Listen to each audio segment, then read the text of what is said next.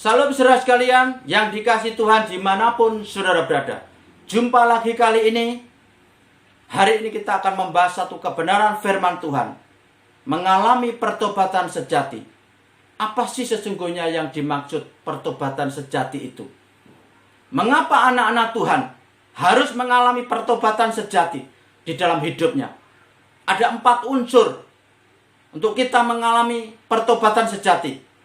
Kita akan baca Keluaran 32 ayat yang ke-14. Keluaran 32 ayat yang ke-14. Beginilah firman Tuhan. Dan menyesallah Tuhan karena malapetaka yang dirancangkannya atas umatnya. Amin. Kita akan loncat yaitu di kitab Yunus pasal 3 ayat yang ke-4, ayat yang ke-10. Yunus 3 ayat yang ke-10. Beginilah firman Tuhan. Ketika Allah melihat perbuatan mereka itu, yakni bagaimana mereka berbalik dari tingkah lakunya yang jahat, maka menyesallah Allah karena malapetaka yang telah dirancangkannya terhadap mereka, dan ia pun tidak jadi melakukannya. Amin. Jadi pertobatan sejati ada 4 unsur. Yang pertama menggunakan kata nacam, menyesal, meratap, sungguh-sungguh meratap. Sama seperti Allah menyesal ketika bangsa Israel tidak sabar menantikan Musa yang naik ke Gunung Sinai. Mereka membuat patung lembu emas. Ini menjadi kejijikan di hadapan Tuhan. Itu yang membuat hati Tuhan murka, sehingga Tuhan ingin membinasakan mereka. Kemudian Musa minta belas kasihan. Musa berdoa minta belas kasihan. Tuhan, ingatlah janjimu kepada nenek moyang kami, kepada Abraham, Ishak, Yakub, supaya engkau memberikan yaitu pengampunan. Dan di situ Musa melunakkan hatinya Allah. Lalu Allah menyesal telah merancangkan hukuman atas bangsa Israel. Sama ketika masyarakat Niniwe yaitu hidup di dalam kejahatan di hadapan Allah, Tuhan mengirimkan Yunus. 40 hari Yunus menubuatkan kehancuran kota itu. Tetapi mereka meresponi. Alkitab mencatat mereka percaya kepada Allah, yaitu raja, itu menyerukan pertobatan nasional. Setiap orang harus berpuasa, harus berkabung. Tidak juga orang-orang, tetapi juga dikatakan ternak, binatang-binatang juga jangan diberikan makan, diberi minum. Mereka semua berpuasa, mengenakan kain kabung. Dan Tuhan melihat pertobatan mereka. Mereka berbalik arah, dan Allah menyesal telah merancangkan hukuman atas bangsa Niniwe. Seperti itu juga saudara harus mengalami pertobatan sejati. Saudara harus menyesal telah menyakiti hati Tuhan, telah hidup di luar kebenaran Tuhan, telah hidup di luar penggembalaan Tuhan. Saudara harus berpuasa, saudara harus berkabung, saudara harus meratap sungguh-sungguh. Ada penyesalan, sungguh-sungguh meratap atas segala dosa-dosa kita, kesalahan-kesalahan kita. Kita akan baca Yesaya 55 ayat yang ke-7. Yesaya 55 ayat yang ke-7. Beginilah firman Tuhan. Baiklah orang fasik meninggalkan jalannya, dan orang jahat meninggalkan rancangannya. Baiklah ia kembali kepada Tuhan, maka dia akan mengasihinya, dan kepada Allah kita, sebab ia memberi pengampunan dengan limpahnya. Amin. Jadi unsur pertobatan yang kedua adalah menggunakan kata sub, meninggalkan, atau kembali, atau berpaling. Jadi sama seperti anak domba, sama seperti anak yang hilang. Ketika ia meminta haknya, warisannya, dan dia pergi meninggalkan rumah bapaknya, ia menghabiskan hartanya dengan senang-senang foya-foya. Dan ia selalu yaitu bergaul dengan teman-temannya. Dan suatu ketika ia jatuh miskin. teman-temannya meninggalkan. Ia bekerja di peternakan babi. Ia makan yaitu ampas babi. Maka disitulah ia mulai berpikir, aku harus pulang ke rumah Bapa. Aku harus berkata, Bapa, aku sudah berdosa kepada surga dan kepada Bapa. Maka disitulah ia ingat kepada Bapa, bahwa di tempat Bapa berasal banyak sekali makanan. Ia pulang. Disitulah saudara mengalami pertobatan sejati. Pertobatan sejati tidak cukup menyesal, meratap, berkabung, meratapi segala dosa-dosanya, tetapi bertobat harus berpaling, harus meninggalkan jalan-jalannya. Bertobat tidak cukup menyesal, tidak cukup berkabung, tidak cukup meratap, tetapi berdiam diri. Tetapi ada respon, ada sikap tindakan, meninggalkan pergaulan yang buruk, meninggalkan gaya hidup yang tidak berkenan, untuk menuju kepada Kristus, kembali kepada Tuhan yang telah menebus kita, sebab kita ini adalah miliknya. Jadi itulah pertobatan yang kedua. Kita akan membaca 2 Petrus 3 ayat yang ke-9. 2 Petrus 3 ayat yang ke-9. Beginilah firman Tuhan. Tuhan tidak lalai menepati janjinya, sekalipun ada orang yang menanggapinya, ada orang yang menanggapnya sebagai kelalaian, tetapi ia sabar terhadap kamu, karena ia menghendaki supaya jangan ada yang binasa, melainkan supaya semua orang berbalik dan bertobat. Amin. Berbalik dan bertobat.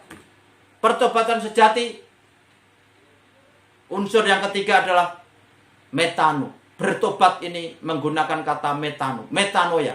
Meta, perubahan, noia, pikiran. Ada perubahan pikiran ke arah Kristus. Jadi ketika kita bertobat, tidak cukup kita menyesal, sungguh-sungguh meratap, berkabung, tetapi juga meninggalkan pergaulan yang buruk, gaya hidup yang lama, berpuasa, berpantang akan hidup dengan cara yang lama. Tetapi juga ada perubahan pikiran. Yang dulunya kita sering menyakiti hati Tuhan, melukai, dengan hidup di dalam dosa pelanggaran. Kita ada pikiran yang baru, ada perubahan pikiran. Kita belajar menyenangkan, belajar mulai menyukakan hatinya Tuhan. Itu ada perubahan pikiran.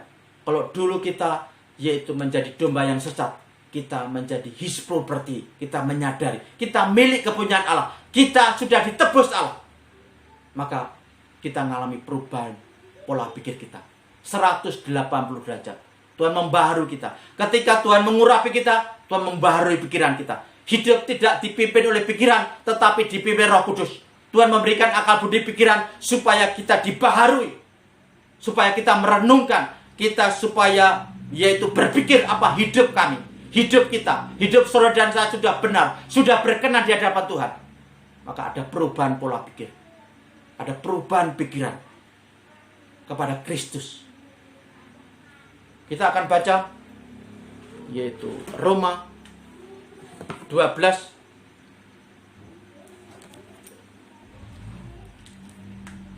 Roma 12 ayat yang kedua. Janganlah kamu menjadi serupa dengan dunia ini, tetapi berubahlah oleh pembaharuan budimu, sehingga kamu dapat membedakan manakah kehendak Allah, apa yang baik dan yang berkenan, apa yang baik yang berkenan kepada Allah dan yang sempurna. Jadi unsur pertobatan sejati yang keempat adalah menggunakan kata metamorfosa. Ulat dulunya adalah binatang yang menjijikkan. Siapa yang menyukai ulat? Tidak ada. Ulat adalah binatang yang merusak, hama. Tetapi ketika ia mengalami proses metamorfosa, ia menjadi kepompong dan akhirnya menjadi kupu-kupu. Kupu-kupu ini indah, yaitu enak untuk dilihat, dipandang. Semua orang menyukai kupu-kupu sebab warna itu cerah, warnanya sungguh indah untuk dilihat. Dan kupu ini juga bermanfaat, yaitu untuk pembuahan bunga-bunga supaya menjadi buah. Dan kupu-kupu ini bermanfaat. Yang dulunya dia bentuknya adalah yaitu ulat yang menjijikkan, yang tidak bermanfaat. Ia menjadi hama karena merusak, memakan daun-daunan. Tetapi setelah mengalami proses metamorfosa, ia disukai banyak orang, ia bermanfaat. Seperti itulah hidup kita, mengalami perubahan.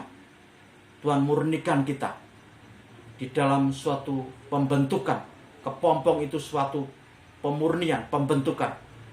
Sehingga kita diizinkan dimurnikan melalui penderitaan, melalui persoalan, supaya kita dapat mengalami pertobatan metamorfosa.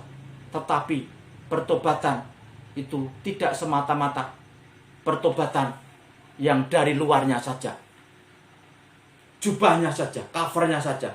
Perubahan bukan sekedar yaitu skema, perubahan lahiriah semata, tetapi perubahan morpe, perubahan batiniah, manusia rohani kita. Ketika Roh Kudus bekerja membaharui kita, dia membaharui pola pikir kita, dia membaharui sikap, perkataan, dan perubahan kita. Ada perubahan gaya hidup. Itulah karya Roh Kudus. Maka disitulah yaitu yang Tuhan kehendaki untuk saudara dan saya, itu mengalami perubahan. Setiap orang yang mengalami pertobatan sejati, dia pasti memiliki komitmen. Komitmen itulah yang membuat kita yaitu memiliki yaitu keubahan hidup. Jika Tuhan Yesus hadir di dalam hidupmu, hadir di dalam hidupku, Dia akan memberikan tanda perubahan. Yaitu ketika anak-anak Tuhan mengalami yaitu kehadiran Allah, Yesus hadir di dalam hidup kita, pasti ada perubahan hidup dalam hidup kita. Baik dari sikap, perbuatan, dari perkataan kita. Dan ketika dulu kita hidup di dalam dosa kefasikan, tidak ada orang yang menyukai kita. Karena kita nakal, karena kita jahat, karena kita hidupnya tidak berkenan. Tetapi ketika kita mengalami pertobatan, metamorfosa, perubahan, ketika Yesus hadir dalam hidup kita, Roh Kudus berkarya mengubahkan pola pikir kita, mengubahkan perkataan, sikap, gaya hidup kita. Dan itu bisa dilihat orang. Sehingga dulunya kita adalah orang-orang tidak disukai karena kita mengalami pertobatan dari dalam. Perubatan sifat-sifat karakter kita diubahkan serupa seperti Kristus. Kita akan disukai orang. Sebab kita akan menjadi berkat bagi banyak orang. Amin. Jadi Tuhan mau saudara dan saya mengalami pertobatan sejati, supaya kita dapat mengalami yaitu kelahiran baru. Jadi pertobatan sejati membawa saudara dan saya mengalami kelahiran baru. Pertobatan sejati pintu kita mengalami kelahiran yang baru. Dan yang kedua, pertobatan sejati akan membuat Tuhan menyatakan dirinya kepada kita. Yohanes 14 ayat yang ke-21, beginilah firman Tuhan, barang siapa memegang perintahku dan melakukannya, dialah yang mengasihi aku. Dan barang siapa mengasihi aku, ia akan dikasihi oleh Bapa-Ku, dan aku pun akan mengasihi dia, dan aku akan menyatakan diriku kepadanya. Amin. Jadi ketika kita memiliki hati yang sungguh-sungguh mengasihi Kristus, itu yang membuat kita taat melakukan firman. Ketika kita memiliki kasih kepada Kristus, kita akan taat. Kita akan mampu taat untuk melakukan kehendak-Nya. Dan Tuhan akan menyatakan diri. Tuhan akan hadir dalam hati kita. Tuhan akan pimpin. Tuhan akan menuntun kita untuk mengalami perjumpaan dengan Tuhan. Untuk mengalami kasih kuasa-Nya. Untuk mengalami anugerah Tuhan di dalam hidup kita. Sehingga pengenalan kita akan Kristus bukan teori, tetapi kita mengalami benar-benar apa yang Tuhan firmankan dalam hidup kita. Sehingga hidup kita, hidup saudara menjadi bagian Alkitab. Orang-orang yang selalu mengalami pengalaman bersama Tuhan, itu menjadi pengalaman yang luar biasa. Alami pertobatan sejati, ini akan membawa kita untuk mengalami kelahiran yang baru. untuk mengalami penyataan Allah hari demi hari. Ada pertobatan sejati, ada pertobatan sehari-hari. Dan itulah yaitu yang Tuhan kehendaki, supaya hidup kita semakin berkenan di hadapan Allah. Haleluya, amin. Bapa surgawi yang berdoa, yaitu berkati setiap orang yang menonton yaitu tayangan ini Tuhan. Kau nyatakan, kau singkapkan dari hati mereka, supaya mereka mengalami pertobatan sejati. Pertobatan sejati yang pertama adalah Tuhan tuntun mereka ketika mereka hidup di dalam kefasikan, hidup di dalam dosa. Mereka menyadari bahwa mereka semua adalah milik kepunyaan Tuhan. Mereka adalah His property. Tuhan sudah tebus mereka, supaya mereka bertobat, mereka menyesal, mereka berpuasa, mereka meratap, berkabung atas dosa-dosanya yang selama ini telah menyakiti hati Tuhan, telah melukai Tuhan. Dan mereka semua Tuhan dorong untuk memiliki sikap respon.